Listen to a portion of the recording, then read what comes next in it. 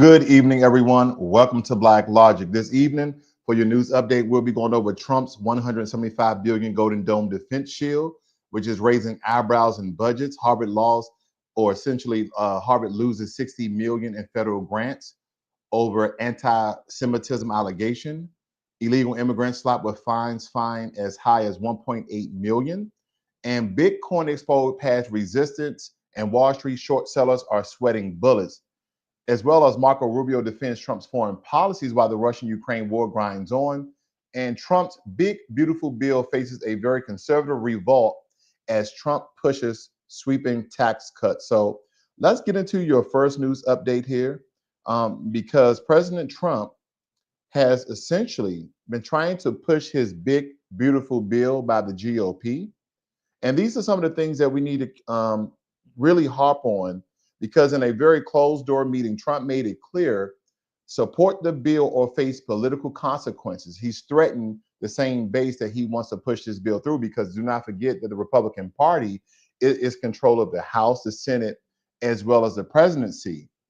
Now, this big, beautiful bill aims to extend the 2017 tax cuts, which increases border spending and repeal climbing tax credits. However, the internal GOP disagreements over Medicaid cuts and SALT reductions are causing friction. Trump warned dissenters, including Representatives Thomas Massie and Mike Lawyer, that opposing bill could lead to primary challenges. With a narrow 220 to 213 majority, the GOP must unite to pass the legislation. I wonder if there's any fluff or any bluff within this tax bill that Trump is trying to push, because anytime political parties, whether it be Democrat or Republican, they always try to fluff up the deal with some of these omnibus or some of these secret projects that they have of their billionaire friends. I'm not stating that's what he's doing, but it's quite possible that the other traditional Republicans, quote unquote, and not the concentrated MAGA crowd, wants these bills to pass. But I'll keep you guys updated to that as well. And if you're new to Blacklogic, please hit the subscribe button as well as the notification bell so you are notified every time I release a video or go live. Now, Trump is willing to spend $175 billion on what he states is the Golden Dome. Now, and again, this Golden Dome is going to cost the taxpayer $175 billion, but it's a missile defense system inspired by Israeli Iron Dome. Now, the ambitious project aims to intercept threats from ballistic, hypersonic, and cruise missiles, even those launched from space. So Trump claims that the system will be operational within 3 years, but a lot of the critics, including the Congressional Budget Office, estimate costs could soar up to $524 billion over 2 decades. Elon Musk SpaceX is leading contender to participate, raising concerns about conflict of interest. Despite skepticism, Trump remains confident in the project's potential to revolutionize national defense. Now, Elon Musk became the richest man in the world off a government contract. So this is not new at all. This is not new at all. There's many countries around the world that's already on taking Starlink as their communication satellites for rural areas in Africa, rural areas in Asia. So it will only make sense because he has an infrastructure of communication. He has an infrastructure of satellites that he has a strong possibility of winning this contract for this iron defense. But if we look at this in totality, is Elon Musk doing anything when it comes to national security? We know about the technological advances in space. We know about the technological advances he has with his Bourne company, with the tunneling under LA. We understand the technological advances when it comes to Tesla. But when it comes to national security, I'm thinking Lockheed Martin, General Dynamics, Raytheon, these very large military defense contracting companies that always win billions and billions of dollars of government contracts. And now Elon Musk is in the running of winning this contract, and he's already favorable towards Trump. So in my opinion, there is a conflict of interest, okay? And again, the only way that Elon Musk has become the richest man in the world is through government contracts. He probably has the most wealthiest government contracts than any other billionaire or millionaire or defense contractor out there. So again, I wonder how they're going to shape this up and how this is going to move forward, especially with a lot of his conservative, aka Republican buddies, not receiving any of the proceeds from this potential deal. Secretary of State Marco Rubio faced intense scrutiny during a Senate Foreign Relations Committee hearing defending the Trump administration's foreign policy. Democrats grilled Rubio on aid cuts and Trump's recent call with Vladimir Putin, which failed to produce a ceasefire in Ukraine because that war is still going on. Rubio argued that the sanctions on Russia remain effective and that the U.S. continues to support Ukraine with armaments. He also addressed concerns about humanitarian aid to Gaza, stating that the U.S. encourages Israel to resume shipments but does not threaten them. The hearing highlighted deep divisions over America's role on the global stage. Now, when it comes to the sanctions on Russia being very effective,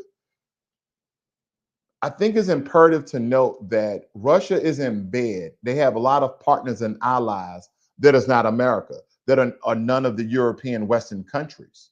Okay. There are allies with North Korea. There are allies with India. There are allies with China.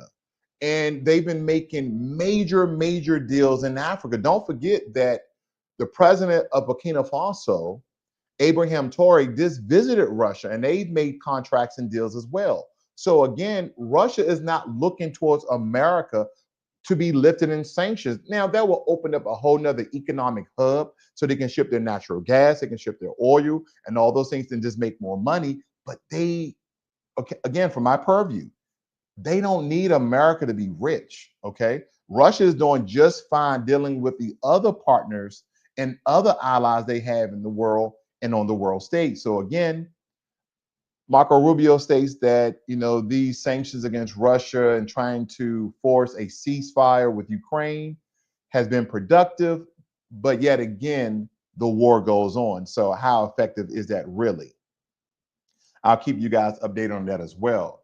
Now, the Trump administration has terminated $60 million in federal grants to Harvard University, citing that the institution's failure to address anti-Semitic harassment and racial discrimination on campus. Oh, so now they want to stop the funding to Harvard when there's anti-Semitism, not racial discrimination as they're mentioning in the report, but they never done that when Black people were stating racial discrimination at Harvard. But since you have, Semitic Jews there and people are being anti-Semitic, now you want to put on discrimination lawsuits and strict the funding from Harvard. And again, this move is part of a broader campaign targeting elite universities perceived to promote woke ideologies. And they still don't know what woke means because they're using the old term that Black people has empowered themselves of being aware of the current conditions of white supremacy in this system ever since the late 70s. But again, they have amalgamated, transformed, and the term woke to be something that's dealing with liberal liberal legislation and LGBTQ. They totally slutted out the entire word. Nonetheless, Harvard has already lost over $2.7 billion in funding in recent weeks and suing the administration over those cuts. The Department of Health and Human Services emphasized that the federal funds must support institutions that protect all students, signaling a shift towards stricter accountability in higher education. Of course, Harvard is a very rich school. They're an Ivy League school. You have your Harvard, your Yale, your Brown, your Stanfords, etc. You have all these high-powered Ivy League schools that is still to this day is taking government subsidies. I have a buddy who went to Penn State and he still owes $70,000. Why are schools in America so darn expensive? They're like a cash cow. So again, I'm glad that the funding is being essentially cut because I want to know where will all this money going, because they have millionaires and billionaires, very prominent people who went to Harvard University who donate to Harvard University each and every year. For what reasons? For what reasons? I almost feel like a lot of these Ivy League schools that take these large donations and receive government subsidies, are these tax havens? Is some of their illegal impropriety going on there? Again, I ask questions I do not know, but it's very intriguing just to ask those questions because I wonder. You're paying a hefty tuition to go to these schools, but yet they're getting welfare from the government. It's very eye-opening. Now, Bitcoin is on the verge of a significant breakout, with analysts predicting a vaporation of short positions once the price surpasses $110,000. A liquidation magnet is going above 170,000 that is ready to trigger billion in store liquidations. And institutional demands is driving the surge, with open interest in Bitcoin futures hitting a record $72 billion. As Bitcoin approaches new all-time highs, the market braces for increased volatility and potential shifts in the financial landscape. Myself, I have Bitcoin. I've been telling people for the past, I'll say 8 years, to invest in Bitcoin cryptocurrencies and just hold it. It's money that you should just invest, like your 401k, your individual Roth and traditional accounts, and let that money accrue and compound over time. Only take out money from your investments when you absolutely need it. And Bitcoin, they've been stating this for the past 3 or 4 years, that Bitcoin is going to hit over 100,000, which it already has. But now they're saying the new height, the new position that Bitcoin is going to hit is over $110,000. So again, if you guys are not investing in Bitcoin, in my opinion, and this is not investment advice, this is investment information, that you guys should definitely invest in Bitcoin and just hold it. Okay. If anything, one Bitcoin, or as they state, one coin of Bitcoin is 100 some odd $1,000, wherever it peaked at before the end of the market, and it's ongoing. The cryptocurrency markets are ongoing, so they don't stop like the traditional stock markets. But essentially, you can get in and just hold your money, and you can buy fractional shares. You can use platforms like Robinhood, Webull, Charles Schwab, Raymond Jones. There's so many platforms you guys can use. And traditionally, they no longer have commission prices. Okay. So that's very significant as well. Trump proposed tax cuts, which is part of the big, beautiful bill, are facing renewed scrutiny amid America's escalating debt crisis. The bill aims to extend the 2017 tax cuts, introduce new breaks, such as eliminating taxes on tips and raising deductions for seniors. However, economists warn that these measures could add 3 to 5 trillion to the national debt over the next decade. With the debt already exceeding 36 trillion, concerns grow over the long-term fiscal sustainability of these policies. So I guess everything that Elon Musk supposedly or should have done has not returned any real cuts to the budget, because again, we're still over $36 trillion. Trump is still asking for more money to spend. He wants to spend an additional $175 on a golden dome. So again, what has Elon Musk done other than cut? I think before he stepped down, I think the report was that he cut $160 billion from the budget. And then Donald Trump, he spent $200 billion for some sort of legislation that he made. So again, the same reasons why Americans, or majority of Americans to a certain degree, voted for President Trump, is now going against his base of cutting the budget. It looks like it's just more spending. So again, that's why you have to look at these politicians very neutrally and not take a side.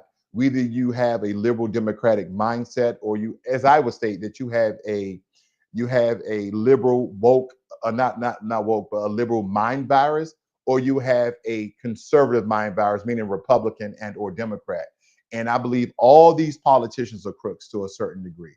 That doesn't mean that they can't do good. I'm not saying that they can't do good, but anytime it seems as though they're trying to do something productive or good, there's always some underlying things that's happening in the backdrop, in the background, that they're not allowing the American people to know.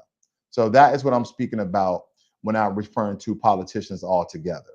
Now, in a very controversial move, the Trump administration had issued fines to approximately 4,500 illegal immigrants, with penalties ranging up to 1.8 million. And these fines, based on a rarely used provision of the 1952 Immigration and Nationality Act, target individuals who fail to leave the U.S. after deportation orders. Illegal immigrants have 30 days to pay or contest the fines. And critics argue that these exorbitant penalties are punitive and raise serious ethical concerns, while supporters see them as necessary enforcement of immigration laws. Well, let me just let the cat out the bag. No one's paying that. None of these illegal immigrants are going to pay fines to America where they're not citizens in the country. In that case, they're just going to go back to their country. Okay, they're going to go back to China, Mexico, Venezuela, Ecuador, Honduras, India, Jamaica, Haiti. They're all going back to their country. No one's paying fines to America because they're here illegally and they've been slaving off the American tax dollars. They're not paying the money back. The best thing that we can do is to deport all illegal immigrants and then, encourage, train, educate the American people to do some of the same jobs that we had a lot of these illegal immigrants doing. But the point about this, about the American businessmen who are actually hiring these people, you're not going to be able to pay Americans $7 an hour. It's going to have to be around $12 to $15 an hour from some of these blue collar jobs. So again, you're going to be rich. You're just not going to be filthy rich.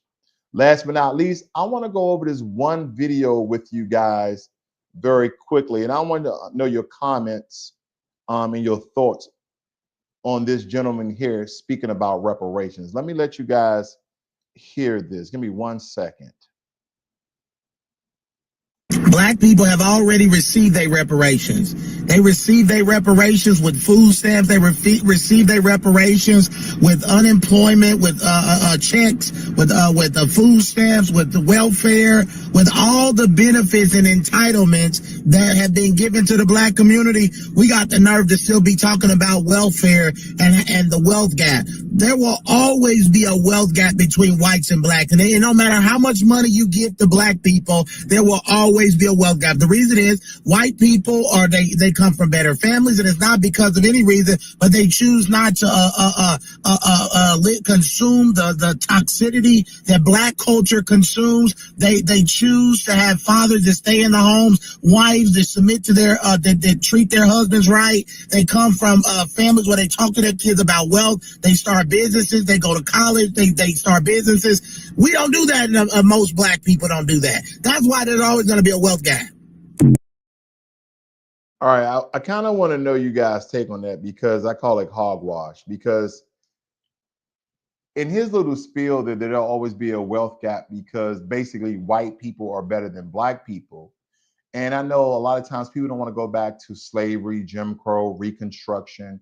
But again, a lot of our wealth was stolen from us. Anytime that we built, and I'm not just talking about damn Tulsa, Oklahoma, we had many more Black Wall Streets than that. But every time that black people went to a certain area and we built from the ground up, we had our own towns, cities, hospitals, banks. White people came and infiltrated our towns and cities and destroyed them. They destroyed them by claims of a black man touching a white woman's butt, claims of a white man whistle calling at a white woman, a black man whistle calling a white woman. They had all these different excuses why they would then riot and kill hundreds of black people and destroy houses. See, we're not just talking about Tulsa, Oklahoma that happened in 1921, but prior to that, 2 years prior to that, you had the Red Summer of 1990, where sailors came home, white sailors came home, and they saw that the wealth that black people built in certain cities around America, it was around 8 cities in total that sailors and other military members came home and destroyed black cities. And the only reason why they stopped is because black soldiers got on the roofs and started to take out white supremacist people who were burning down our towns, cities, and our infrastructure. And then the president at the time calling the National Guard.